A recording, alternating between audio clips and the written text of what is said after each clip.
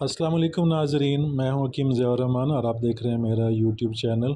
नाज़रीन, एक मरीज़ के लिए लबूब कबीर ख़ास तैयार कर रहा था, तो सोचा इसके लिए एक छोटी सी वीडियो बना के आपके सामने भी पेश कर दूं। ये तकरीबन 32-33 अज्जा होते हैं इसके अंदर, और इनकी सफ़ूफ़ बनाकर इसमें 2 चंद शहद, 3 चंद मिला देते हैं, लेकिन 2 चंद बेहतर होता है। जितना वज़न सफ़ूफ़ का बनता है उससे 2 चंद शहद आप शामिल कर देते हैं और माजून तैयार कर लेते हैं।